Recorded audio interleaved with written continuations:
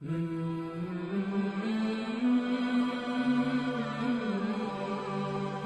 so today we are doing Surah 107, Al-Ma'un.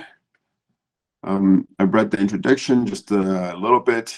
It's about one's belief in the afterlife and how that belief impacts your decision making in this life.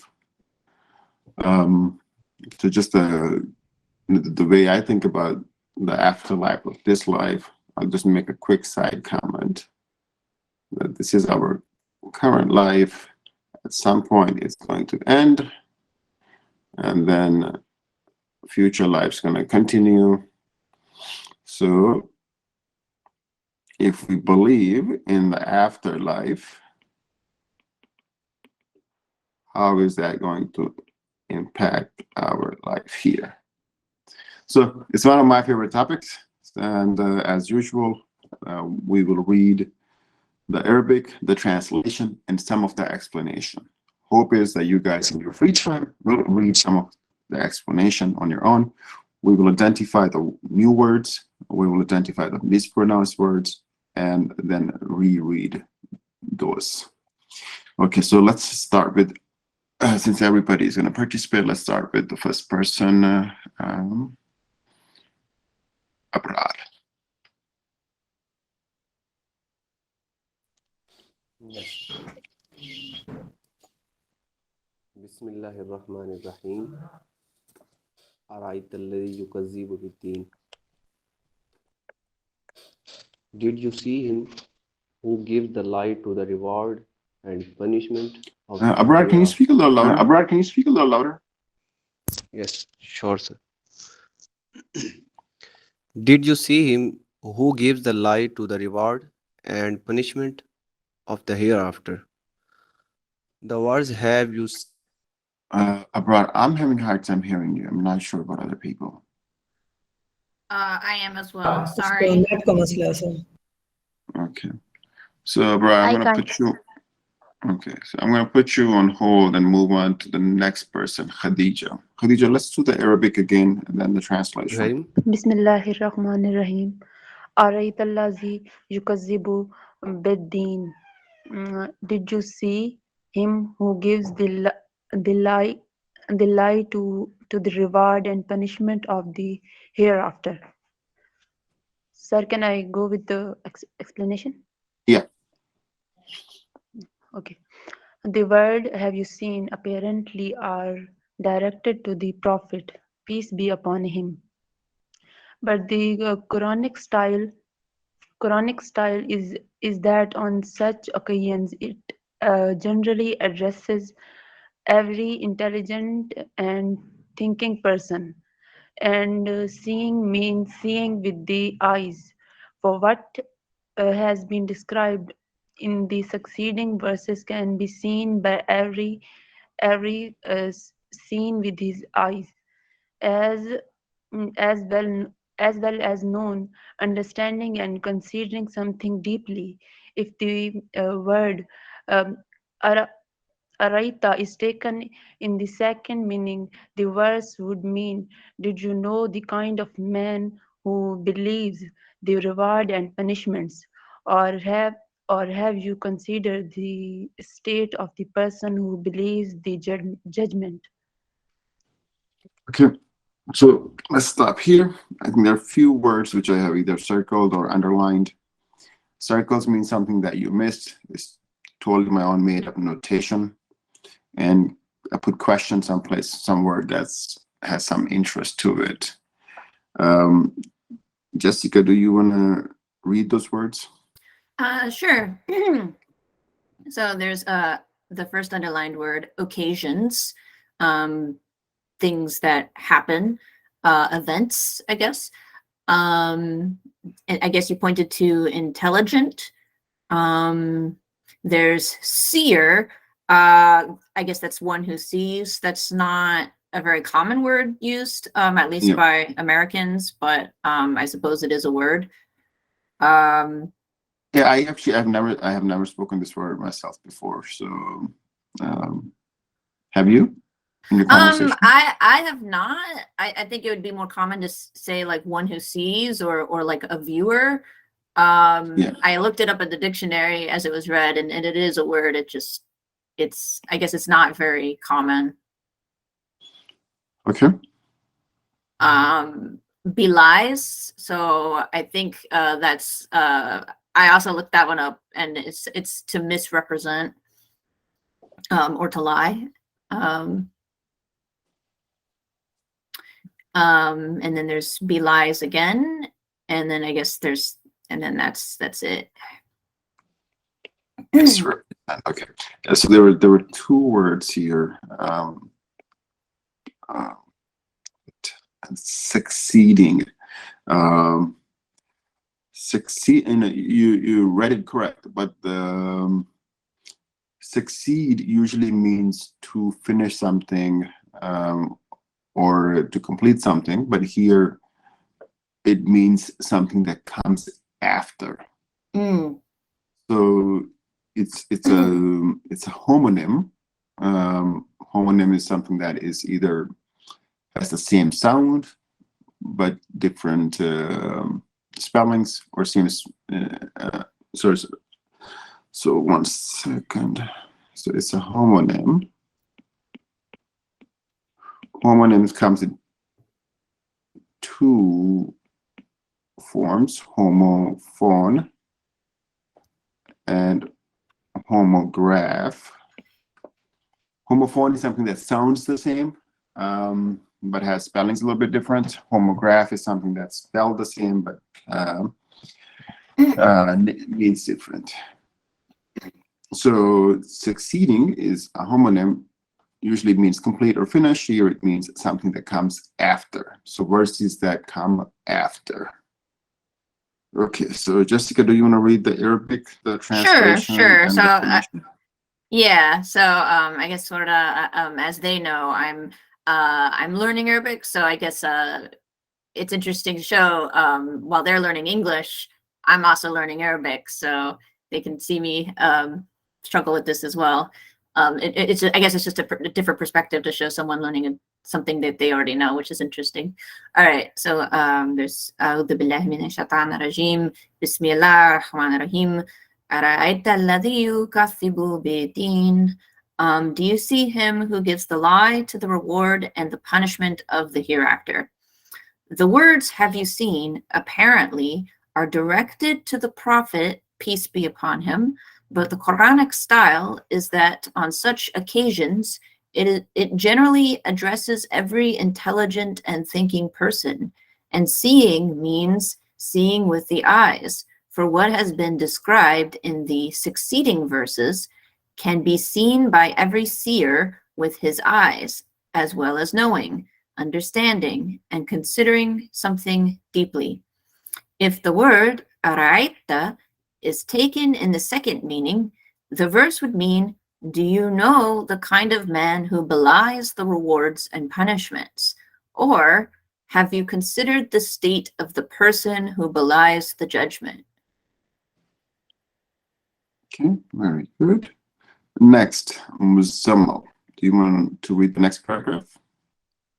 The word ad-din as Quranic term is used for the rewards and punishments of the hereafter, as well as for the religion of Pakistan, Islam. But the theme that follows is more relevant to the first meaning, although the second meaning is also not out of the context.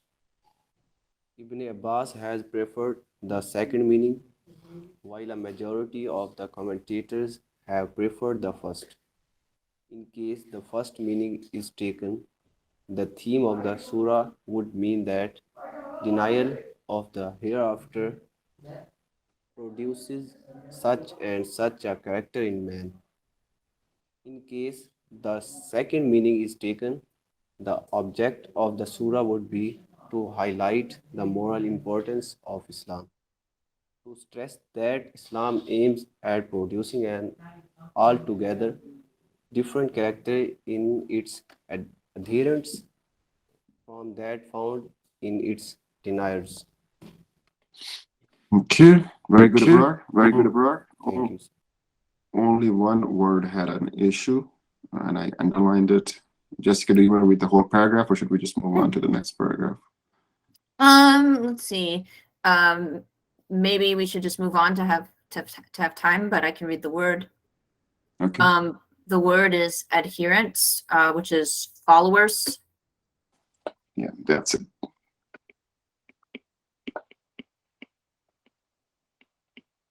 Followers. Okay. And then hereafter, the various words we use for hereafter. That's, I think in Urdu we say roze kiamat, or afterlife.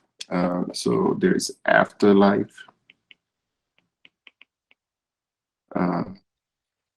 day of judgment,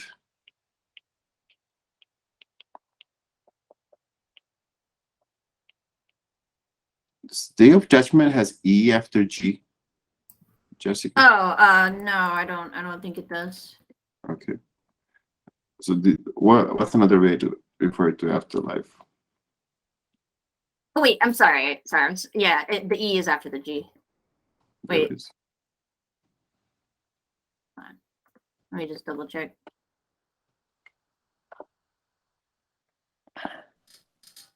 Can we see life after death? Life after death.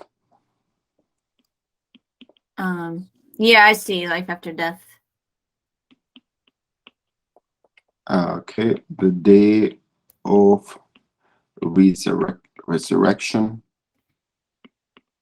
So various ways we refer to, what's going to happen after we die. Afterlife is the whole life. Afterwards, the day of judgment is the day when we have to account for our actions. And life after that is, inclusive of everything. Day of resurrection, it means like the day when people will be raised from the dead. Okay, so moving on to paragraph number 3. Let's go with Shazia. Okay, sir.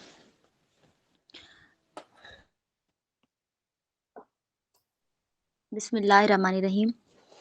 The style shows that the object of asking this question at the outset is not to ask whether he has seen the person or not, but to invite the listener to consider as to what kind of character is produced in man when he denies the judgment of the hereafter, and to urge him to know the kind of the people who belie this creed so that he tries to understand the moral significance of belief in the hereafter. Okay. Oh, very good. Was there any word that needed correction, Jessica? Sorry, I'm muted. No, I think she did a pretty good job. Oh, and I'm sorry, I apologize. For Judgment Day, there is no E after. I guess it seems like it's spelled in a lot of different ways, but I looked it up on dictionary.com and it didn't have it. So I guess it's just confusing. People will spell it in a lot of different ways. Okay. Thank you. Yeah, it's there's another word that always confuses the hell out of me. Is when we say to pronounce something. For example, the spellings are to pronounce. To pronounce. And OUNCE. But when we use the noun form, pronunciation. Yeah. I want to quiz you, Jessica. What are the spellings? Okay. Do you know? So to pronounce and then pronunciation, is it PRONOUNCIATION? Pronunciation? So I was looking up this word the other day for the class. So that's why I know a little more.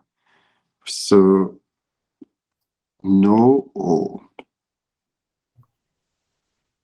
Oh, right. Yeah, I guess you do take it out. Yeah, so I guess just off the top of my head, I was wrong. But then when you look it up at how to say it, if you just go to Google will say it as pronunciation. If you go to Merriam-Webster dictionary, it will say pronunciation. Yeah, so I guess there's different ways to pronunciation. So the Oh my irony goodness, of English is the difficult.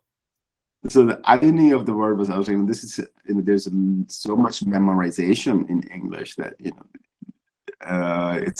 it's hard to develop the confidence. So, Right, anyways, right. let's moving on to the next ayah or ayat. Let's go with Munazza.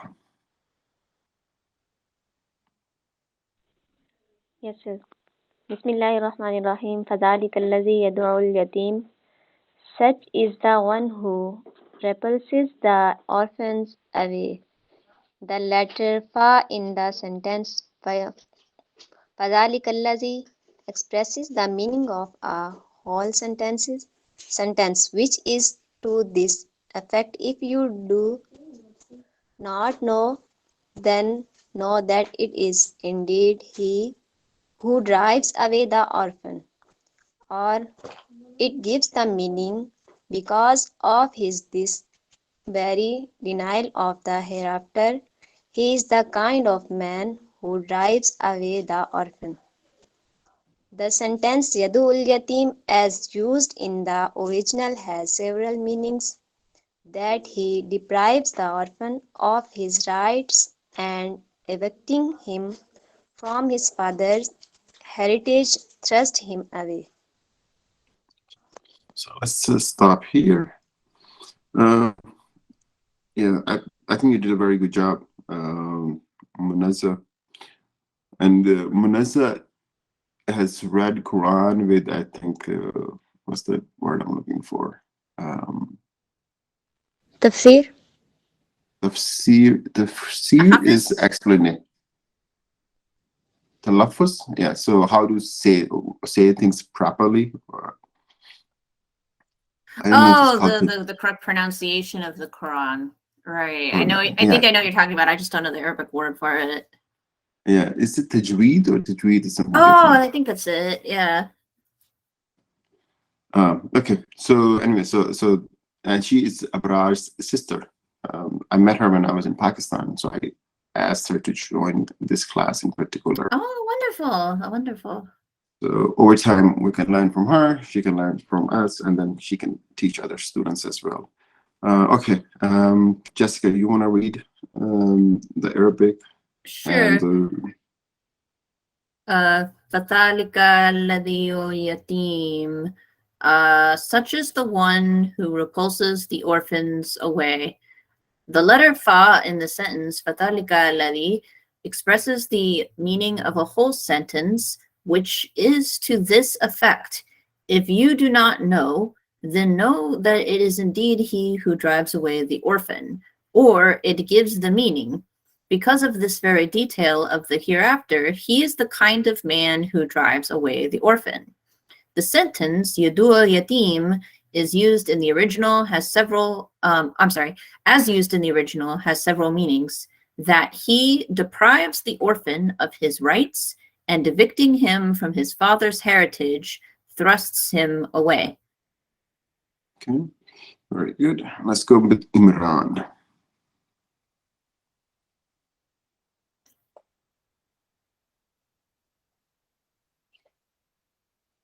Imran. Yes, And go ahead. that he ill treats the orphan. No, you For start example, from the number 2. okay, sir.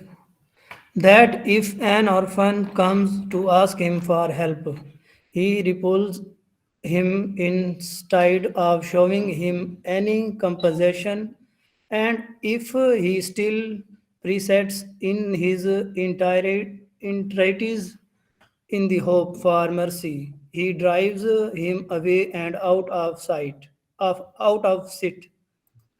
that he ill treats the orphan. For example, if in his own house there is a closely related orphan, it is the orphan's lot to serve the whole house, to receive rebuff and suffer humiliation for travels things. Besides, this sentence also contains the meanings that the person does not behave unjustly and tran- tranquilly, only occasionally, but this is his habit and still practice. He does not have the feeling that it is an evil which he must give up, but he persists in it with full satisfaction, thinking that the orphan is a helpless, powerless creature. Therefore, there is no harm if his rights are taken away wrongfully, or he is made the target of tyranny and injustice, or he is repulsed and drive away whenever he asks for help. Okay, so let's stop here. Okay, so a lot of new words, a lot of difficult words. So let's, Jessica, do you want to reread the underlined words and then read the whole thing? Sure. Yeah. Okay. Repulses, to push away. Instead, compassion, persists. Okay, so compassion would mean what? Compassion would to be to have mercy for someone. RC. Okay. And the persist means to do something again and again. Right. So To if keep you- going. Yeah, to keep going. Entreaty, that's another word that Americans don't use very much, but I guess it's one of those more like old-fashioned words, but I guess it means to like request. Okay. And then sight, so to see, or view. Out of view. I Treat. think Oh, you yeah, actually he read it correct the first time and then he read yes, it again. yes. So, okay, so next one. Treats, Mhm. and then rebuffs. So I guess rejections. Rejections. Yeah, that's a top shelf word again. Suffer, so to be in pain. Humiliation, to be humiliated, to be Humiliate, embarrassed, to disrespect. to disrespect. Yeah. Trivial, small things. Trivial is kind of small and significant.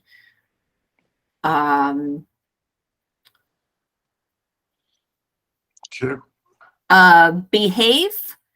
Now typically with a lot of English words, as Bilal said, it's really just memorization, unfortunately, because a lot of the spellings don't make sense. Even I struggle with spelling some of the larger words. But I think there's a general rule that if you have an E on the end of something, it makes the vowel long. So instead of it being behave, it's with the E on the end, it's behave.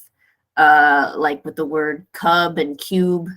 Cube has the E on the end, so the vowel becomes long. That's not always the case, but a lot of times that happens in English. So that can be something to help you remember the way some of these vowels sound. And behave, it means to, I guess, to be good, to follow the rules. Tyrannically, that was a hard word. It's long. Tyrannically, it's someone being a tyrant, someone oppressing others.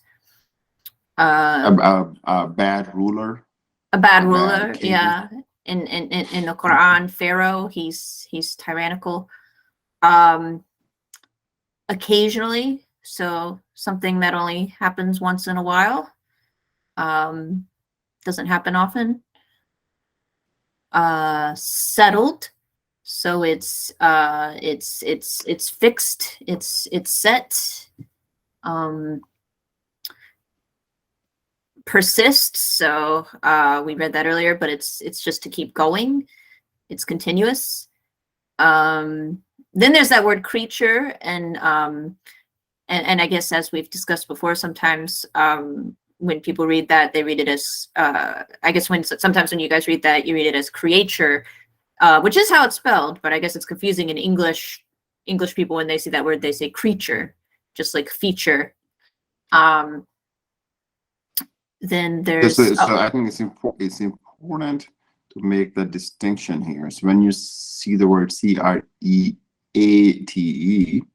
it is create. right. When it goes to creature, is creature. Right. So essentially, you don't spell that, you don't pronounce the a. Yeah. Creature. And like, I always remember the word feature, and or I remember when I was little, I used to get the word feature films, and eventually I was like, I don't call that feature, I call that feature. So I think the other word.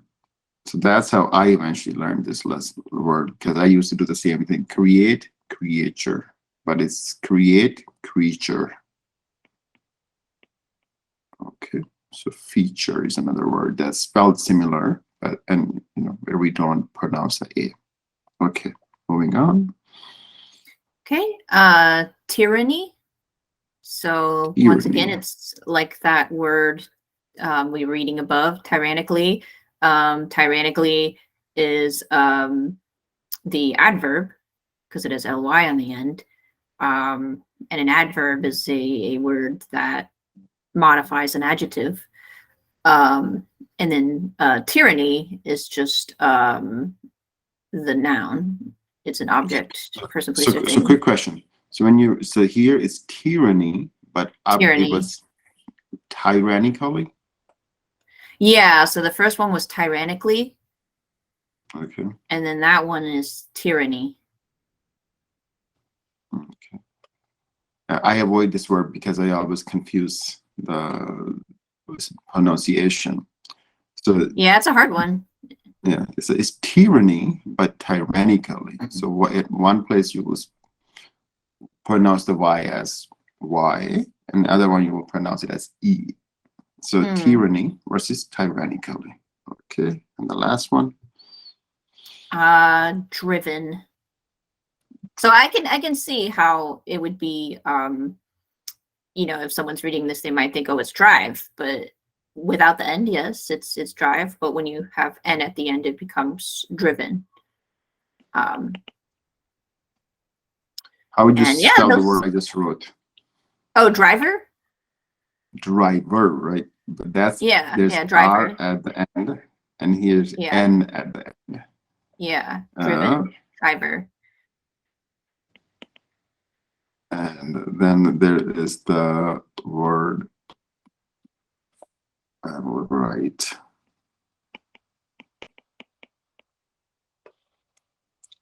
River.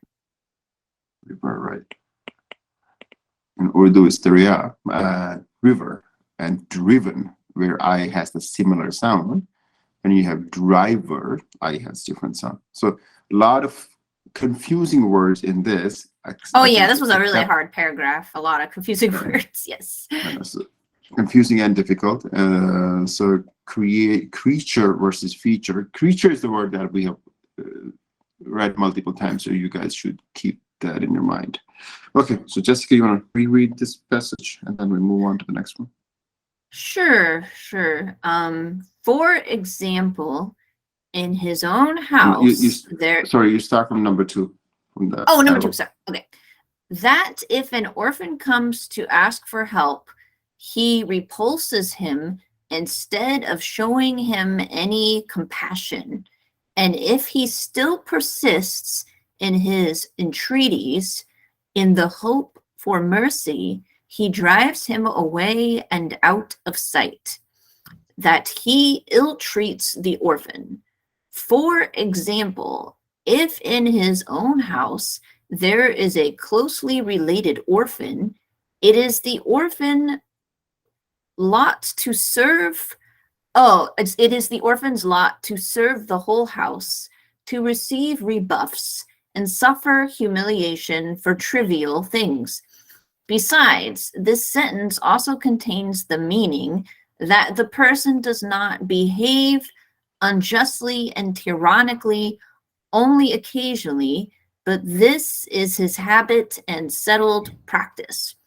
He does not have the feeling that it is an evil which he must give up, but he persists in it with full satisfaction, thinking that the orphan is a helpless, powerless creature. Therefore, there is no harm if his rights are taken away wrongfully, or he is made the target of tyranny and injustice, or he is repulsed and driven away whenever he asks for help. Very good. So when Jessica started reading it, in the first sentence, she missed the word him. So I think that was just the, Oh yeah, sometimes. Yeah, I So missed it, sorry. that's one thing. Second thing I wanted to mention was these two question marks. So where it says, it is the orphan's lot. I think there should be an apostrophe S. Yeah, that's why I got confused, because I think there's supposed to be an apostrophe there. Okay. And the second thing was lot, the word L-O-T. Again, it's a homonym here. And the kind here is homograph versus homophone. So the spellings are the same, but the meanings are different here. The spellings, so this is this one here. So lot means kismat. I guess the way it's used there is it's lot is like job. It's the orphan's job to serve the whole house, but that's also one of these sorts of archaic uses of the word that a lot of American people don't use lot in that way. The majority of the time an American person uses the word lot, it's just to say a big amount of something. Like, that's a lot, that's Quantity. Quantity, yes, it's very much. Yeah, so here I think this is an archaic way. It's your bad fortune, or it's your bad job, and then there is the third meaning of it when L is capitalized, which would be L-O-T, and that would be the profit lot. The profit lot. Yeah. And I think in Arabic we call it loot. Loot, yes. Okay. And another use of the word lot is it's a noun when it's talking about like a plot of land. Like, yeah, like you can park in that lot, that space. Yep, it's an empty plot of land is also called that. Yeah. All right. All right, next let's go with Rabia. Okay, sir. In this connection, Qadi Abdul Hassan al-Mawardi has related a strange incident in his Alam an-Nabuwat. Abu Jahl was the testator of an orphan. The child one day came to him in the condition that he had no shred of a garment on his body, and he implored him to be given something out of his father's heritage. But the cruel man paid no attention to him, and poor child had to go back disappointed. The Quraysh chief said to him out of fun, "Go to Muhammad, peace be upon him, and put your complaint before him.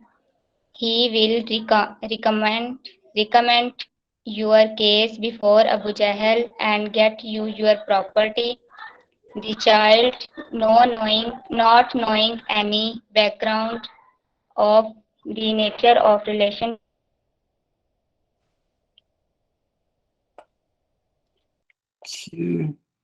of Rabia, we the cannot hear. chefmonger, So went Rabia, we couldn't hear. straight to the Prophet, peace be upon him, and apprised to him of his fortune.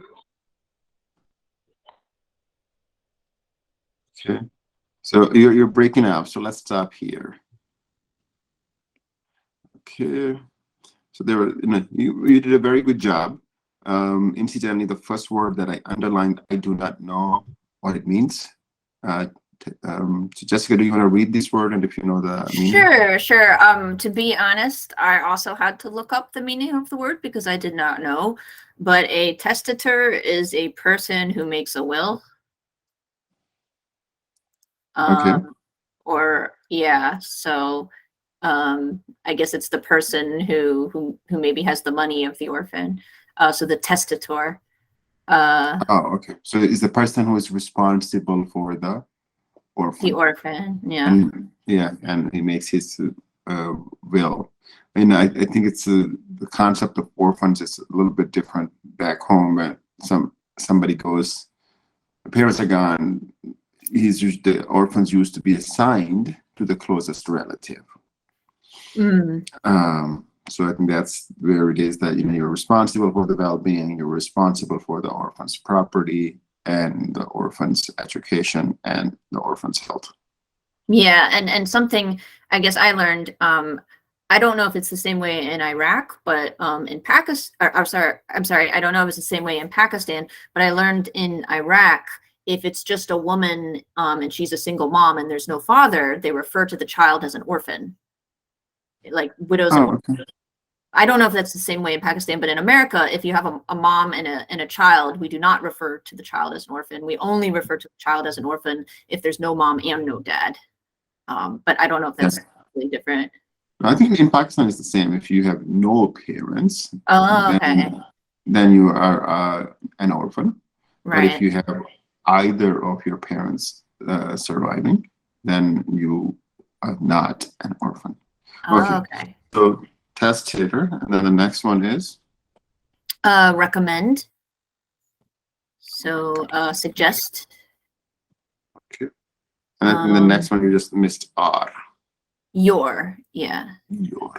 Okay, very good. You did a pretty good job, so I don't think we need to reread this. Let's go with Muzammal if his mic is working. Muzammal, can you hear us? Yes, sir. Sir, sir, we will use the word custodian for testator or caretaker. Oh, okay, yeah, that's a good word. So let's write that. Custodian, or someone who has the custody. Okay. I just said the word custodian, which means two things in America. So custodian is somebody who has the custody or who is responsible for somebody, but it also means a janitor, somebody who does the cleaning. Okay, so that's a good word.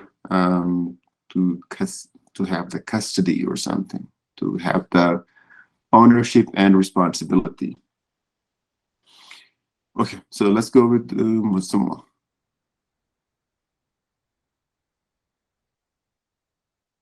Musamma, this is the. Can you hear us?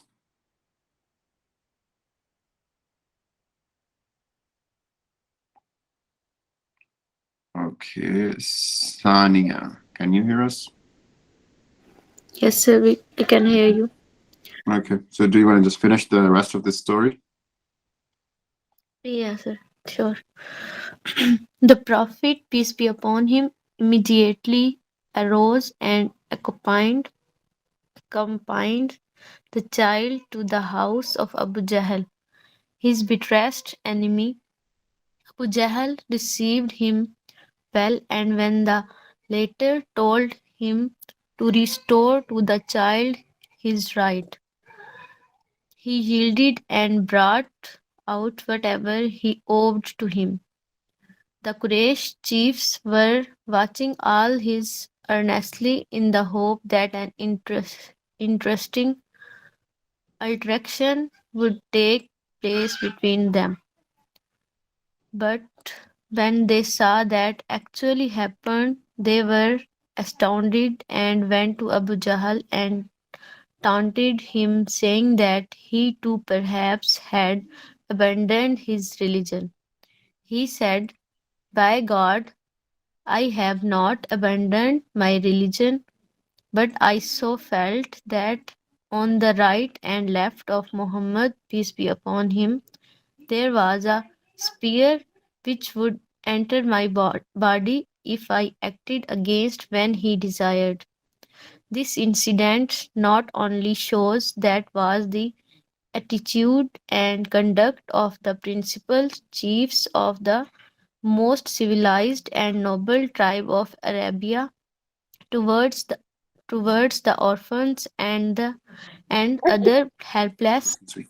people in those days, but it also shows that but it also shows what sublime character the Prophet, peace be upon him, possessed, and what impact it had even on his bitterest enemies. A similar incident we have already related in E.N.5 of Surah Al-Anbiya, which points to the great moral superiority of the Prophet, peace be upon him, because of which the disbelieving Quraysh branded him as a sorcerer. Sorcerer. Okay, very good. So some very good words here. Good job, Sania. But there's some difficult words and new words. So Jessica, you want Yes, thanks. to read the underlined words? Sure. So accompanied, which is to go with, to be with them. The word come, often in English can mean to go with or to be with, like compassion, to have passion with someone, or con, to connect. But anyways, I'll keep going. Bitterest, so the most bitter. Someone who's bitter is hateful, angry, spiteful. Yeah, so somebody's personality. Sometimes we also use the word for taste. Yes. So what would be a bitter fruit or vegetable? Oh, something that's really bitter. I can't think of anything off the top of my head. So so in Pakistan we have bitter gourd, Oh, karela. bitter gourd. Yeah, karela is it's a bitter gourd, but it's like it's you cook it, the bitterness just never goes away. That's the only vegetable I can think of that's very bitter. But I guess some similar, melons can be kind of bitter. yeah, some melons or unripe fruits can be bitter. Yeah. For example, if you eat mango when it's ripe, it's very sweet, but when it's not ripe, it's bitter. Okay, so the word, you can use the word bitter for fruit or personality. I think in Urdu we use the word "gaji banda koda hai," similar to vegetables or fruits. Okay, next one. Ladder. So this is not like a ladder you climb, which is Ladder, but ladder. It's when there's two people, and ladder is the second of the two people mentioned. So it's the boy and Muhammad. So the latter is Muhammad. Okay. So this. Yeah, I think that was just a common word that you just mispronounced. So. Yeah. Altercation. That's a difficult one. Altercation. It's a fight. What? I think that's also just a common word that got a little gobbled up. Yeah. In the and I think when paragraph. a lot of times when we're reading, sometimes we gobble things up. Like in the last paragraph, Jessica just missed the word him. Yeah, right? And yeah. that's very common, right? We mispronounce something, we miss something, and then so I'm just pointing that out. So nothing wrong Right, here. right. Just To show that English speakers, we do it too. Astounded. So surprised. Astounded. Okay. Top shelf word. Abandoned. So left, to leave. What, another common word that just kind of got mispronounced. And then the last one is sorcerer, which is like a wizard or someone who has magical powers. Yeah, and usually I think it's considered somebody who uses it for nefarious. What's the word? Nefarious. I don't know. I wouldn't. I guess maybe, yeah. In the Bible and in the Quran, you're right. It would be nefarious purposes. But I think in a lot of just like fantasy stories today or fantasy movies, it's not always bad. There can be good and bad sorcerers or good and bad wizards. But I think you're right. I think in a religious context, it's nefarious. Okay, so it's something with them who can do magic. Okay, Yeah. and then there's a one word I put question mark. How do you say that word, Jessica? Oh, attitude. Attitude. Okay, so the reason I'm gonna put another word here because I struggle with this word. How would you say this word? Is that opportunity? Okay, so you would spell T as T rather CH. Right, opportunity. Okay. Because I was trying to look up that when T and U come together, is T always pronounced as CH. Some people read the word attitude or opportunity. Oh, okay. Yeah, I think most of the time when I hear American speakers say it, I think they just say attitude or opportunity. Okay. So Yeah. do you want to read this passage, please? Or Sure. I think I'll I'll go ahead and read the paragraph and then I'll have to leave. But it was good seeing you all after being away for so long. All right. So the prophet, peace be upon him, immediately arose and accompanied the child to the house of Abu Jahl, his bitterest enemy. Abu Jahl received him well, and when the latter told him to restore the child his right, he yielded and brought out whatever he owed him. The Quraysh chiefs were watching all this earnestly in the hope that an interesting altercation would take place between them. But when they saw what actually happened, they were astounded and went to Abu Jahl and taunted him, saying that he too perhaps had abandoned his religion. He said, "By God, I have not abandoned my religion, but I so felt that on the right and left of Muhammad, peace be upon him, there was a spear which would enter my body if I acted against what he desired." This incident not only shows what was the attitude and conduct of the principal chiefs of the most civilized and noble tribe of Arabia towards the orphans and other helpless people in those days, but it also shows what sublime character the prophet, peace be upon him, possessed and what impact it had even on his bitterest enemies. A similar incident we have already related in Surah Anbiya, which points to the great moral superiority of the Prophet, peace be upon him, because of which the disbelieving Quraysh branded him as a sorcerer. Okay. Very good. I know you gotta leave. If you want to read the next ayah and the first paragraph, that's up to you.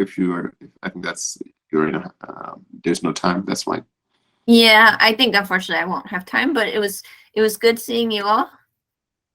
Thank you, Jessica. I will finish the surah. I think because we started about 15 minutes into the hour, so I'll finish the surah and we'll do surah 106 next Friday. Okay, and it was good seeing you, Warda, and it was good seeing the rest of you. I hope you all have a great week. Thank you for the session, Jessica.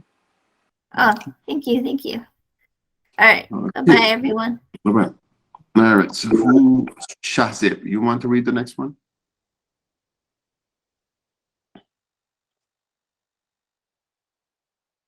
Yes, sir. Can you hear me? Okay. Yes. Awadan? Yes. Oh, okay, sir. ولا يهد على طعام المسكين, and urges not the feeding of the needy. La ya'budu, la yahuddu means that the person neither pursues his own self, nor tells nor tells the people of his household to provide the poor man with his food, nor does he urge others to recognize the rights of the poor and needy people of society who are starving and do something to satisfy their hunger, hereby giving only two conspicuous examples. Allah has pointed out what kind of evils are produced in the people who deny the hereafter. The real object is not to point out only these two evils that the pupil drive away the orphans and do not urge giving away the food of the poor as a result of the denial of the hereafter, but of the countless evils which are thus produced. Two evils have been presented as an example which every noble and sound-natured person will regard as hateful. So very good. So a few underlined words. The first one is persuade. Persuades. So one thing I want to point out are the word neither or nor. Okay, similar to either and or. They're usually, if they're in a sentence, they will be used together. Okay, next. So I don't have my dictionary with me. What does persuade means? Anybody? Sir, it means to trace some person or something, to be in a tow of someone or something. So So to Kyle convince. So to convince. convince. Okay, Kyle. Kyle. Okay, so next word here is who are starving. Who are starving means hungry. Yes, sir. In a famine state. Yeah, famine. No, not famine. Famine. Okay. Next word is, I think you just mispronounced people. It's a common word. And the last word was hateful. Full of hate. Read the Arabic, the translation, and the explanation. وَلَا يَحُضُّ عَلَىٰ طَعَامِ الْمِسْكِينِ, and urges not the feeding of the needy. La yahuddu means that the person neither persuades his own self, nor tells the people of his household to provide the poor man with his food, nor does he urge others to recognize the rights of the poor and needy people of society who are starving and do something to satisfy their hunger. Here, by giving only two conspicuous examples, I think I didn't read that word actually, so conspicuous. Allah has pointed out what kind of evils are produced in the people who deny the hereafter. The real object is not to point out only these two evils that the people drive away the orphans and do not urge giving away the food of the poor as a result of the denial of the hereafter. But of the countless evils which are thus produced, two evils have been presented as an example, which every noble and sound-natured person will regard as hateful. Okay, so we'll move on to the next ayah. Umar.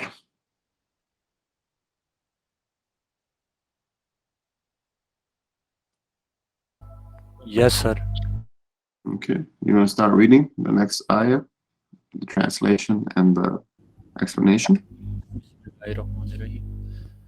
Fawailul lil musallin.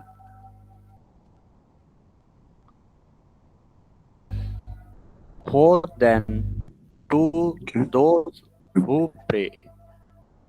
The fa in fawailul lil musallin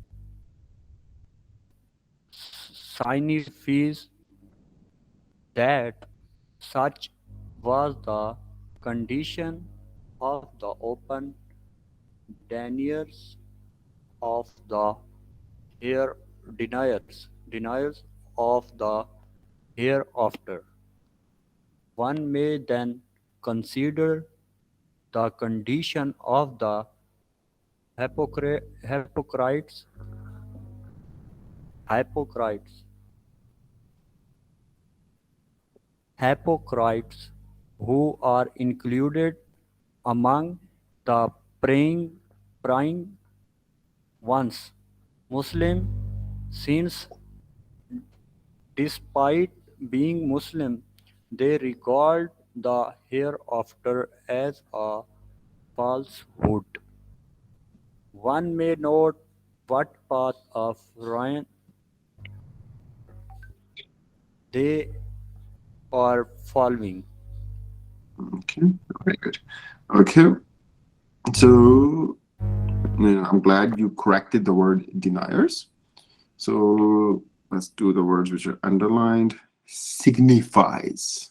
Okay, it means something that's indicated. Okay. The next word is hypocrites. Okay. Among them is the next word is praying ones. I think you said prying. That's a different word. Praying ones means people who are praying or abadat in Urdu. And then the last underlined word is ruin, to destroy or destruction. Okay. So for wailul musallin, woe then to those who pray. The fa in fawailul musallin signifies that such was the condition of the open deniers of the hereafter. One may then consider the condition of the hypocrites who are included among the praying ones, i.e., Muslims. Since, despite being Muslims, they regard the hereafter as a falsehood, one may note what path of ruin they are following. All right, moving on to number 5. Muzammal.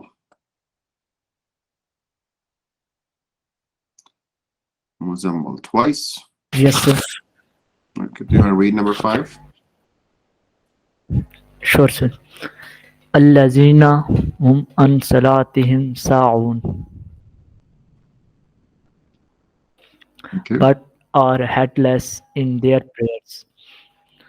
The words used are an salat him sa'un and not fi salatihim ahun. In case the words fi salatihim had been used, the meaning would be that they forget in the course of their prayer. But forgetting in the course of the prayer is no sin in the eyes of the Shah Sharia. Nothing to say of its being hypocrisy, nor is it a fault or anything blameworthy.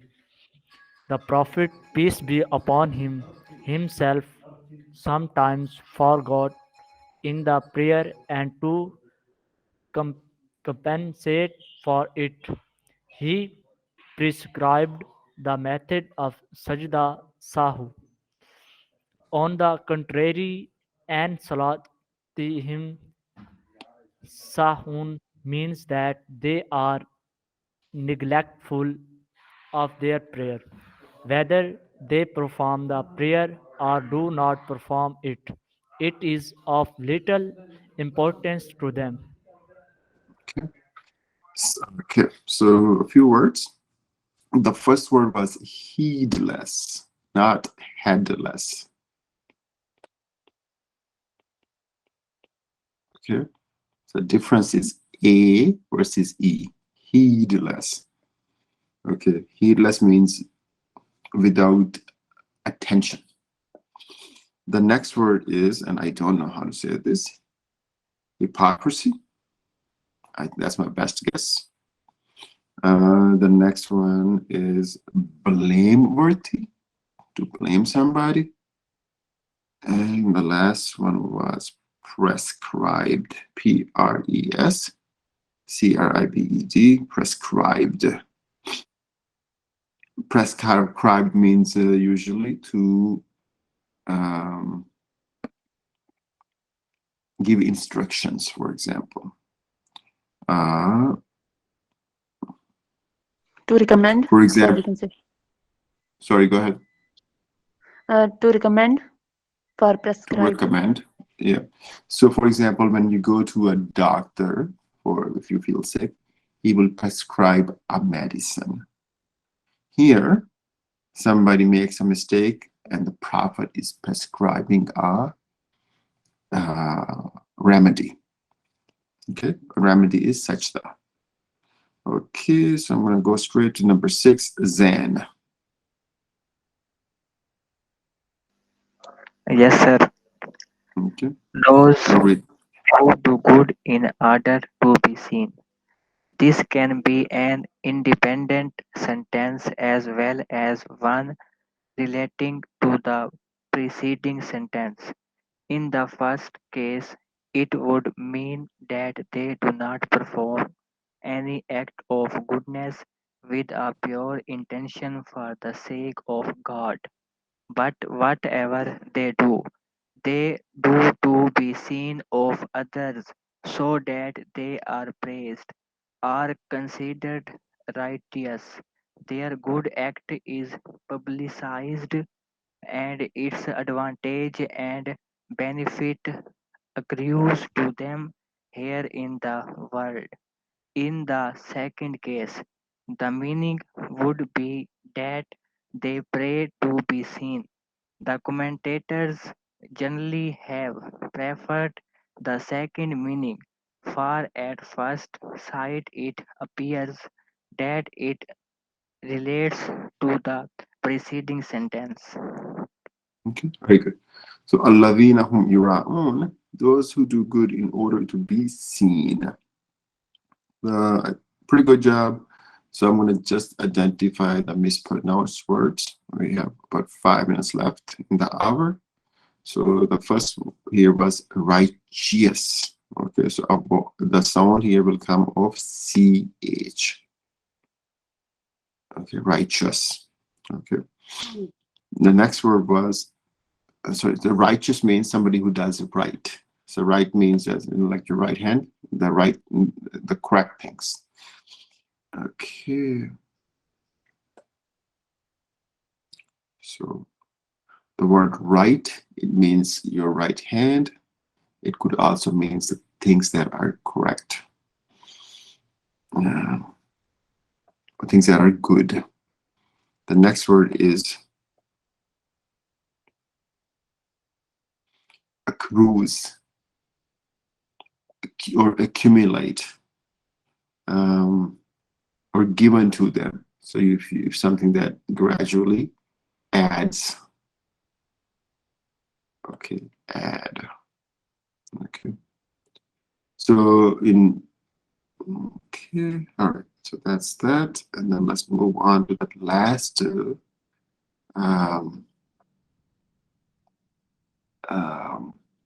ayah. Shazi, are you there? Yes, sir. Okay. You want to finish the last ayah? Sure, sir.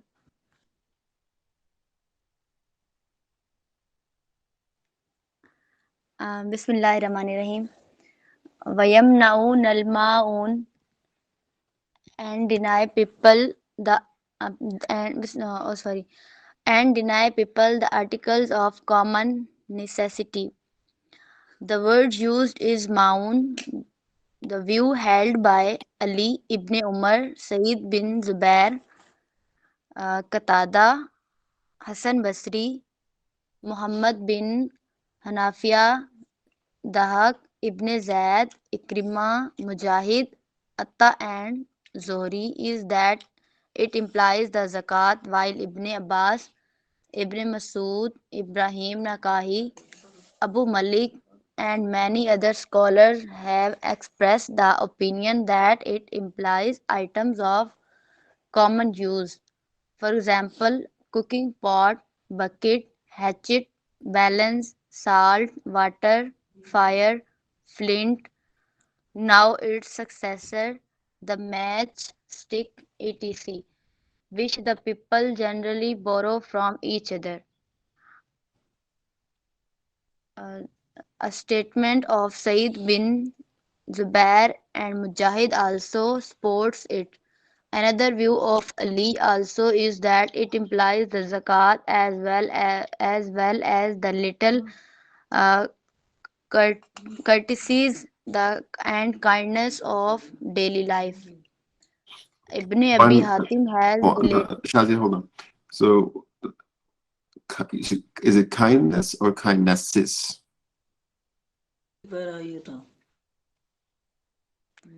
Kindness.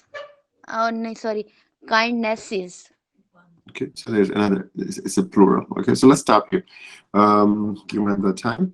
So I'll identify a few things that you mispronounced. So the Arabic وَيَمْنَعُونَ مَعُونَ and deny people the articles of common necessity. So the word article, it could mean something that's in a paper, but here it means things. Okay, so here it means things. Okay, and in the explanation they tell us what kind of things. So I put a question mark here on flint. In current day it means matchstick, or in Urdu we say matches. etc, I put a question mark here, it's usually etc. It means extra, or other things. It's usually an abbreviation, so that's why you see a period at the end of it. It's not the end of sentence because of word after this, which does not start with a capital letter. Okay, so extra, E-T-C,